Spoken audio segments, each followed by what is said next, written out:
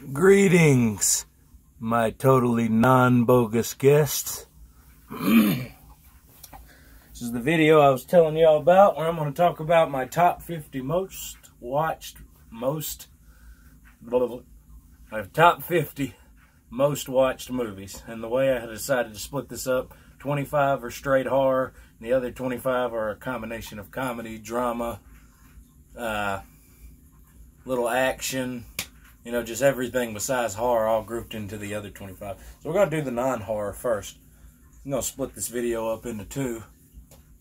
I'm going to start with a comedy. This is Run, Ronnie, Run.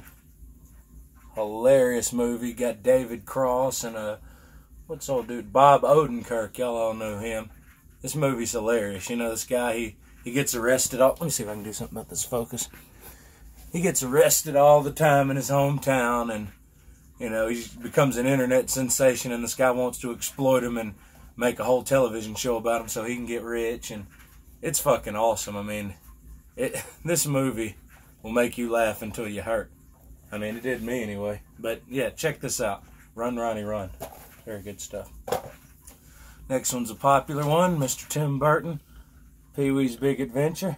You guys all know this one, you know, and little disclaimer, when I'm talking about the, you know, what the movie's about, it's just in case there's somebody out here who just happened to have not seen one of the movies I'm listing. You know, I'm just giving them the courtesy. You know, better safe than sorry. Anyway, but y'all know Pee-wee, he loves his bike, and it's like, it's just the most kick-ass beach cruiser in the world, and somebody steals it. He goes to high and low, and I mean, yeah, this movie, big part of my childhood, big part of my modern day watch list. I mean, can't say enough good things about Pee-wee's Big Adventure, you know? Good stuff. This is one of my very favorites. This is one of what I call my fun time summer movies, and this is Whitewater Summer with Kevin Bacon and Sean Astin. It's pretty good stuff. Sean Astin's a city kid, and Kevin Bacon plays Vic, this crazy-ass wilderness survival type of dude who wants to take kids out into the wilderness and break them down and, you know, and really give them an experience that they won't forget. And he just crosses the line a little bit too much. I mean, it's got some very great scenery. They're like out in the Sierra Nevadas or whatever them awesome mountains are in California. And, you know, he like makes them cross this very narrow like bridge. It's like 200 feet up in the air, and then he leaves the tent poles, he makes them go back, and then, you know, he takes them down the river on the canoe and takes them over these badass waterfalls and scares the shit out of them. And it's just slowly but surely, Vic just slowly starts to get a little bit crazier. And then when he really goes overboard, he leaves, they all ambulate across a mountain, and like Sean Astin's character, he goes across, and his name's Alan, and he only gets halfway. He doesn't make it all the way, and Vic leaves him out there, and he has to, then everybody else sees how crazy he's going, and then when it comes down to it, they all decide they're going to leave and take off on their own, and Vic tries to stop them, and they end up knocking him off. One of them gets pissed off and throws a rock at him, knocks him off a mountain, and breaks his leg real bad, and Sean Astin has to end up taking care of him, and he has to end up, you know, making sure that he gets to he like sends them all to get help, and he has to make sure that he can get them down this crazy-ass river on a canoe and get them help. But this movie is fucking awesome. If you haven't seen it, check it out, Whitewater Summer. The next one is a drama, really, but with some very awesome comedy elements. It's got Kevin Costner and Elijah Wood in it. It's called The War. This is one of the movies I grew up watching.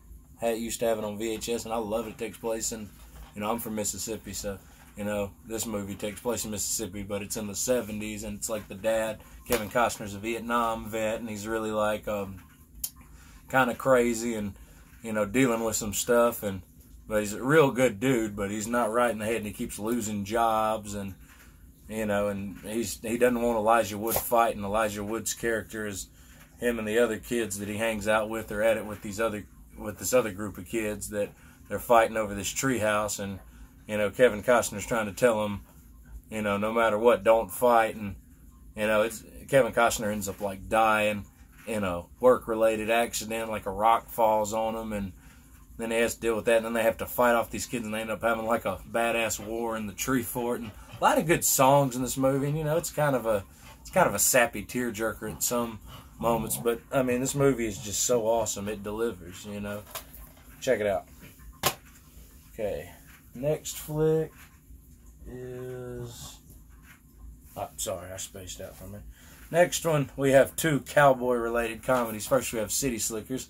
Billy Crystal and Jack Palance, Daniel Stern, very good stuff. I mean, you know, they're city slickers. They're from New York, and they end up going on this old-fashioned cattle drive. They're all like depressed middle-aged men, and they're all dealing with some shit up here. And you know, they go on a cattle drive and see some awesome stuff, and you know, figure their lives out. And you know, Jack Palance is Curly in this, and even though he like scares the shit out of Billy Crystal, him and Billy Crystal end up making friends. And this movie, it's terrific. I mean, can't say enough good things about City Slickers. Next, we have The Cowboy Way with Woody Harrelson and Kiefer Sutherland. Very good stuff. Very good stuff. This movie's hilarious. You know, they're rodeo dudes from New Mexico, and then their buddy, he had his daughter smuggled out of Cuba by these bad dudes in New York, and they end up killing him and don't want to give his daughter back. So, you know, these guys have to go into the city and ride horses and chase them down and, you know, save this girl. So, the descriptions might get a little bit shorter. We're at the 6-minute mark, and I'm filming on a cell phone, so I'm trying to, I mean, it might extend more, but I'm trying to do the first 25. I doubt we're going to make it. But anyway, I might just, nah, the hell with it. We'll make three or four videos if we have to. I'm going to explain these movies. Heavyweights.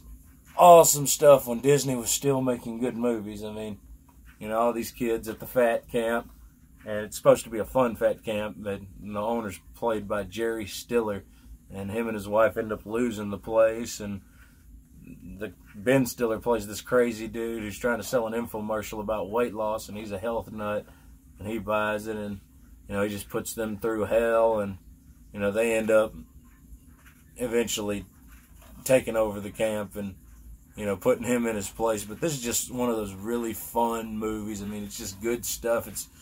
It's a PG movie, but I mean, it's for everybody. I mean, it's just another one of my very fun time, summertime movies that I talk about. I mean, love movies that take place in the summer, and this is just one of those movies. It's great. You know, they end up, you know, they all kind of get confident at the end, and they, you know, start eating better. You know, well, they just become more aware, and like, you know, once they get the camp back in line, you know, they start getting more confidence, and then they end up winning the thing at the end, the MVP against the other camp, and they win the go-kart race, and it's real inspiring. I mean, it's a good time. It's fun for all.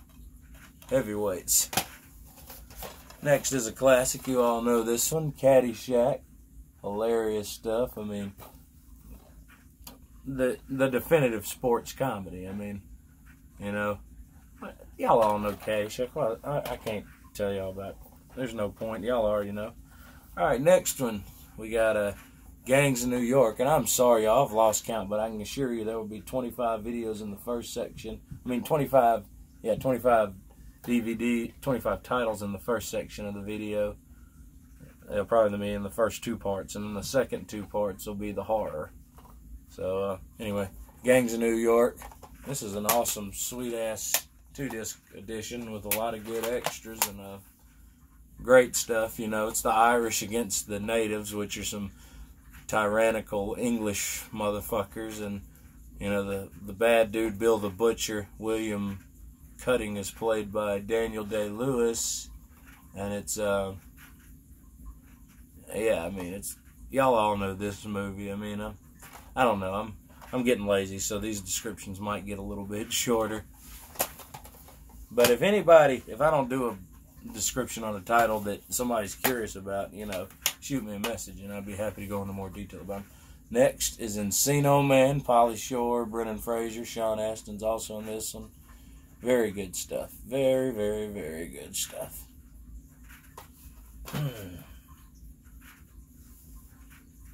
I don't know. I'm going to see if this can go longer than 10 minutes. I just remember on my old phone, it usually stopped after 10 minutes. And maybe this phone will let me go a whole 20. Probably, I don't know. We're going to just see what happens. If it cuts off, we'll start another video. But yeah, Encino Man. Next is, that's totally action, Boondock Saints. Love it.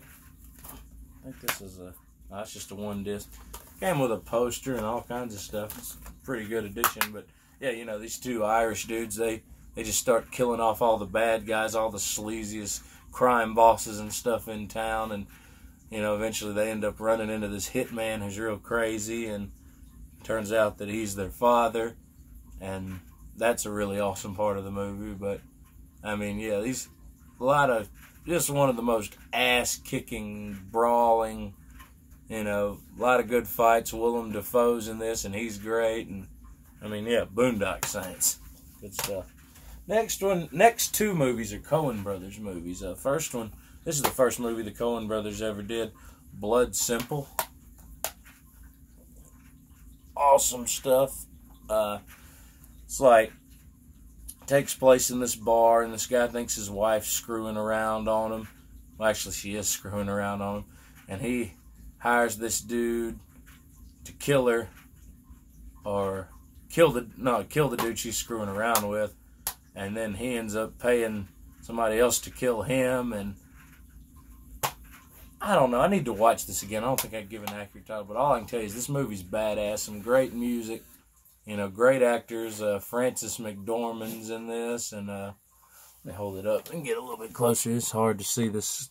You know, it's a dark cover, but I mean, yeah, this is a great movie. Blood Simple. Another Coen Brothers flick. My favorite Coen Brothers actually is Miller's Crossing. This is a gangster-themed movie. Takes place in Prohibition times, back in New York, between an Irish mob boss and a Italian mob boss. Albert Finney plays Leo. He's great. And what's his name? Gabriel Byrne plays the, what is his name? Tom. He's like his assistant. And the Italian gang wants him to come and work for him. And, you know, this movie is a crime, you know, it's like a crime drama because, you know, it's just like, it's a gangster movie, but it has elements of love story and, you know, a drama and just a very interesting display of a very diverse group of characters. I mean, it's awesome. John Turturro's in this, Steve Buscemi, the list goes. Sam Raimi even makes an appearance in this movie, but yeah, this is probably my favorite gangster movie too, and definitely my favorite Coen Brothers movie, Miller's Crossing. Check that out. Next one is a Don Coscarelli movie. I didn't put this in the horror pile because it's really not horror, but it's pretty close. It's Survival Quest. Great stuff. Lance Henriksen, Mark Rolston, Reggie Bannister's in this. It's also got Dermot Mulroney. He's in all kinds of shit. Y'all know him. But, you know, it's this group. They go out in the woods and they're learning how to survive. Lance Henriksen's their boss. And then there's this paramilitary troop with Mark Rolston as the leader, and he's like hardcore and, you know, just crazy and paranoid and stuff. And, you know, he kind of like tells his group that, you know, we're gonna scare these fairies in Survival Quest, and they kind of take it to heart too much. There's one dude who named Radar who he fucks with so much, and it's just really messing with the dude's head and making him even crazier. And like, while the dude's asleep, he goes over there and fucking hold, like, they have guns with live rounds in it, and he ends up like, I don't know, I'm not going to get into it. I'm just going to leave it at that. I hope that'll make you check it out if you ain't seen it. If you like Phantasm, you know, if you like Don Coscarelli, give this one a whirl. This movie is a lot of fun. Another summertime movie. This, you know, fun summertime movie. I'm going to make a list of all those movies, you know, eventually, I guess. We'll see. Next one is RoboCop, and, you know, this is the one about the dude. He gets shot by the bad guys real bad, and they turn him into this awesome robot, and he comes back and avenges them, and, you know, he's just, yeah, I mean, it's RoboCop. Y'all know. Okay. Bill and Ted's Bogus Journey. Probably my favorite non-horror still book that I own. Just very good stuff. You know, I love it a lot better than the first one. You know, this is like not horror, but there's some parts that come so close to where it can be acceptable in a horror flick, like the part with the seance and when they go to hell and see the devil and those. I mean, it was just some of the best scenery in a movie. I mean, so much atmosphere in this movie, and such a great flick, and so many different genres.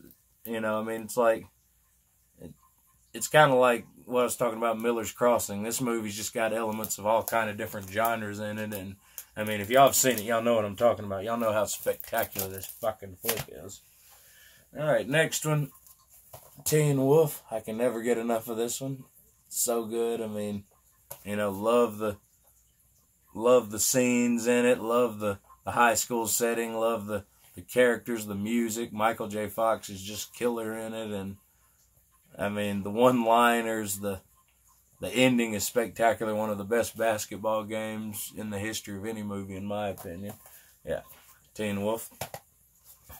Just got this a couple of weeks ago, Detroit Rock City. I had not seen this in a while. I got it on Blu-ray, and the transfer is just spectacular. It looks great. This is a very good-looking Blu-ray, but it's these dudes, they're determined to get to a Kiss concert, and the bitch mother of one of them's played by Lynn Shay. She destroys their Kiss tickets, and then they end up winning some, and they have to steal another kid's.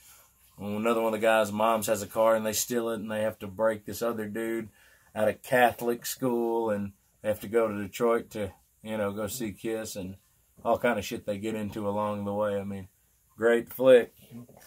Detroit Rock City.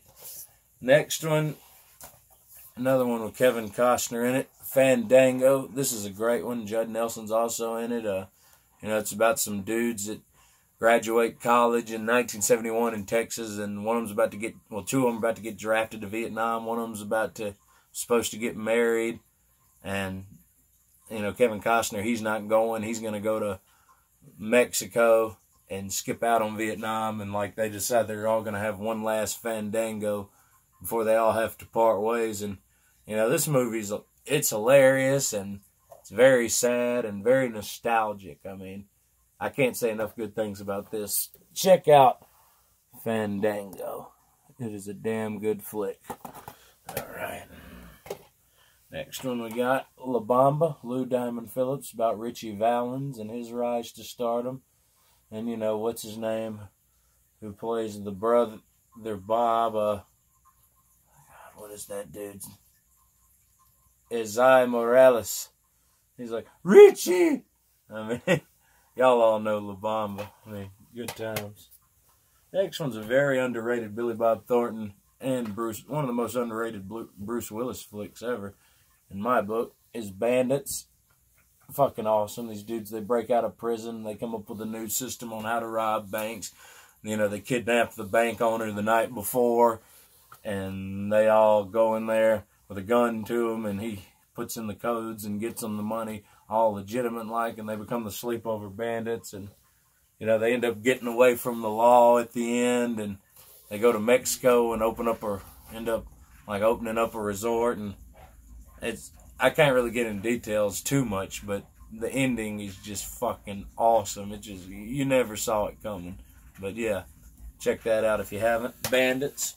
All right, we are down to our last 4 titles, so that must have been number 19. I mean, that was, shit, dumbass, that was 21. Okay. So we got Cheech and Chong's Nice Dreams. This is probably my favorite of all Cheech and Chong movies. You know, they're selling Nice Dreams, which are push-pop ice cream bars with buds in them, and some people are turning into lizards from smoking this awesome bud, and it's got Paul Reubens in it. Not playing Pee Wee Herman in this one, but he's awesome. He's Hamburger Man, and oh man, this one's great.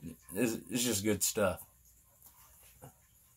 It's like, I don't know, one of my favorite lines in this movie, he's like, hey man, check out these new papers I got from JOB. I met with a representative. He wants me to try them out for a year and see what I think of them. And I'll get back to him. Oh, yeah? What do you get, man? Just more papers, man. You know, save me some money, man. I go through a lot of papers, man. Yeah, Cheech and Chong's Nice Dreams. All right. We got Al Pacino, Son of a Woman. This is really good stuff. Chris O'Donnell plays this kid. He goes to take care of Al Pacino, who's a Vietnam veteran. It's like a job that'll pay him some money to help him pay for school and stuff because he's on scholarship at this fancy school. And it's like Ivy League, kind of. It's a boys' school. And Philip Seymour Hoffman's in it. And him and these other dudes play a prank on this principal where this balloon filled with paint pops and it goes all over the principal in his car and it embarrasses him. And Chris O'Donnell witnesses it. And like the principal tries to bribe him with a scholarship to Yale or something when he graduates school so he'll tell on the perpetrators. And then him and Al Pacino, you know, first they don't get along well. Al Pacino's like a World War II veteran. He's a colonel and he's blind and he don't take no kind of shit. And they end up like really hitting it off. And the ending's another very spectacular ending. Al Pacino just kills it on this one. But yeah, Son of a Woman.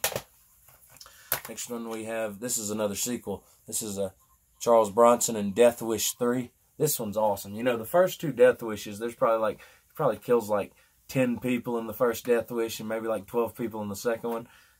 I'm pretty sure like over 100 people get killed in this movie, maybe more. I mean, there's so much. This one's just so over the top. It doesn't really have so much of a drama element. They really push the body count and the kills, and that's what I love about this one. This is my favorite out of all the Death Wish movies. Is Death Wish 3. You ain't seen it? Check it out. All right, last but not least, we have one that it did not make the horror list, but it almost did. It was very close. That is Eyes Wide Shut. And yes, this is the super uncut Blu-ray version. Yeah, it's just a one disc, but it's totally well, not the complete uncut one that I've heard exists, but that one's not even really available to public. But yeah, this is the one with all the nudity in it, you know. This movie's just like, I'm not going to go into detail. There's so many videos that talk about what this movie's like, but man, this movie can leave a bad taste in your mouth because it hints on something real. And, you know, Stanley Kubrick's last movie, I mean, you know, if you ain't seen it, give it a whirl. It's spectacular. Eyes Wide Shut. Well, that's it for the non-horror, and I'm going to do part 2 with the horror in a little while and get these videos both posted by tomorrow. Anyway, you dudes have a good one. Take care.